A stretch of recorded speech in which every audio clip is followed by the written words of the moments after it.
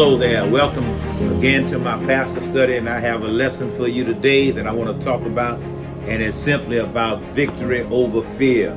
I want to read for you Isaiah 41, verses 10 through 13. And here's what it says. And listen to the first word, fear not. But it really says, fear thou not, for I am with thee. Be not dismayed, for I am thy God.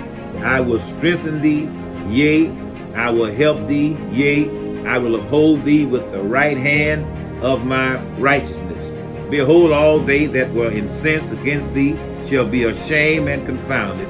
They shall be as nothing, and they that strive with thee shall perish. Thou shalt seek them, and shall not find them that contended with them.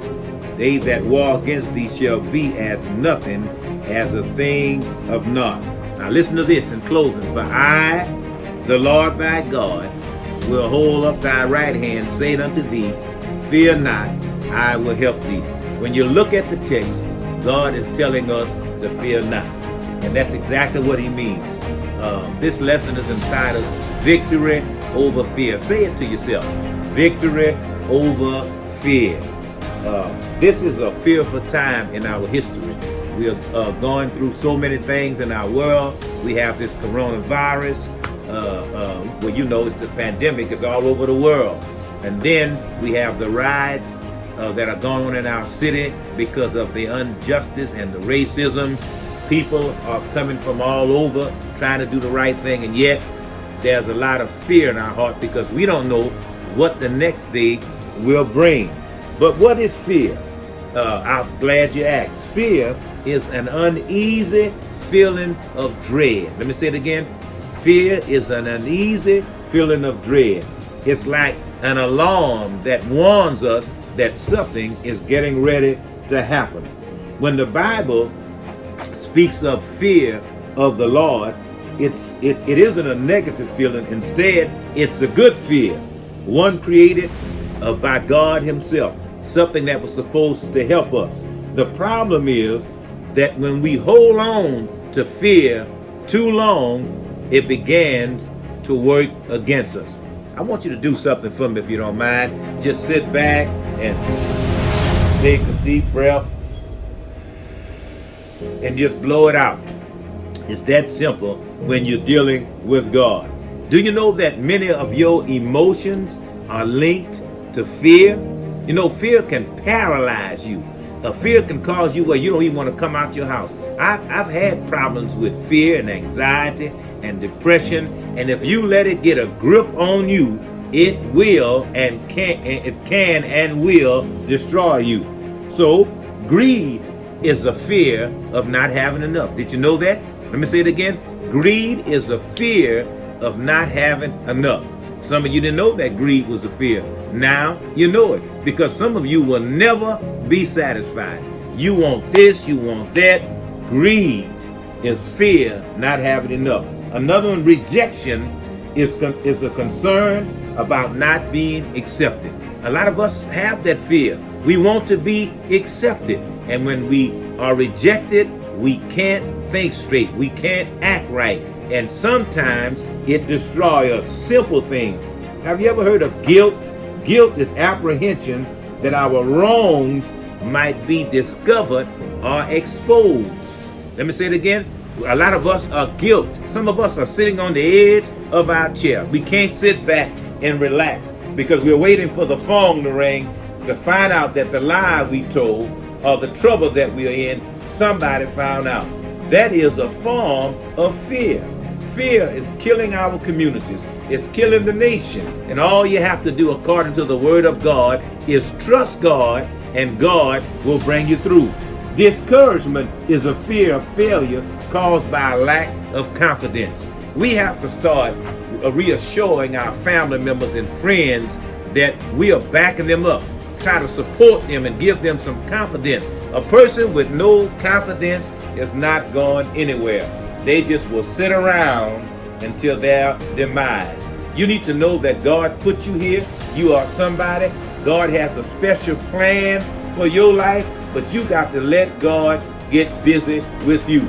Stand up wherever you are and say, from now on, I will not let this guilt paralyze me. Anger. Everybody say anger. That is a big one. Anger is caused by a fear that we may not, look at this now, get our way. That's anger. We may not have our way. Some folk will kill you if they can't have their way. Some folk will stop speaking to you if they can't have their way. Some folk will ignore you when they see you in public because they can't have their way. Many marriages have been destroyed because somebody in the couple could not have their way. Jealousy. Oh, Rev, I'm glad you brought that one up. An old lady told me once. She's in her grave now. She said, if you keep living, son, you will see that jealousy is worse than hatred. You know what I said? That old lady don't know what she's talking about. Know what she's talking about. But you know what? I've lived long enough. I'm 65 years old and know now that she was right on it. Jealousy is the fear of losing control of things we desire. People will kill you. They will destroy you because you are messing up their lifestyle. Remember this here. Jealousy is dangerous.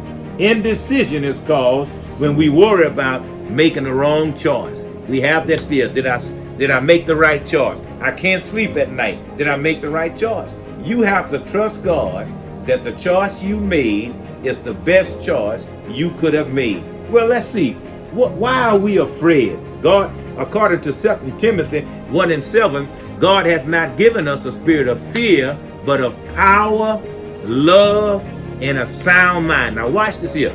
God has not given us a spirit of fear. So if you have a spirit of fear, it's not of God. He has given us a spirit of what? Power. A power to overcome everything. Love to overcome. Love overcomes a multitude of sins. And a sound mind. That means he keeps these irrational, dangerous thoughts out of our mind. Matter of fact, when you go to Romans chapter 8 and verse 15, look what Paul said. Let me just go there because some of you won't take out the time, but I'll read it. Romans 8 and 15. Look what Paul said. For we have not received the spirit of bondage again to fear. You don't have fear. God didn't give it to you. Don't go back to fear. Don't go back to bondage. But ye have received the spirit of adoption. Thank God I've been adopted into his family, whereby we cry, Abba, Father. Because I'm a child of the King, I can call him Daddy. I can go to him and get anything he wants. I'm joint heirs with Jesus. My Father owns everything. So what am I fearing if my Father owns everything? If you're a child of God, you have been adopted into the family of God. And there should be no fear in your heart. And I know somebody saying, yeah, I know the truth, but why does it keep happening to me? Who are you going to trust? Your fear of God. Because if you have it, it's not of God. Childhood lessons. Can I just stop on that? Why we are afraid? Childhood lessons. Listen, in their attempts to protect and train us, our parents may have ingrained fears in us on how we should live. You remember when some of you were trying to go to bed at night, they used to come in the room, go to sleep, or the boogeyman gonna get you. We were putting fear in our children. Don't put fear in your children like this. Telling them things. A black cat crossed the street. One crossed the street today with me. He made it because I didn't slow down. You know, I wasn't trying to kill a cat. I love cats. I love all animals. But I don't have a fear. Some of you would stop, put your car in reverse, turn around and go the other way. Don't pass under the ladder. Why? Because in our homes, we put these ideas in our children's head. Another one is imagination. Sometimes the nervous system cannot distinguish, listen now, between a real or an imagined danger. We create shadows that trouble us. We worry about it so much until it becomes like a reality in our family. What's another one why we ought to be afraid? Sin. Fear is a consequence of disobeying God, because you know when you disobey God, somewhere down the road, God is going to punish you. You do know that. He'll forgive you, but you have to pay for your sin. In all of your life, every time something happens, you know what you say? God is punishing me. Listen, God is a loving God. He's not going to put you under that much pressure. When the time comes, God will make sure that everything will balance itself out.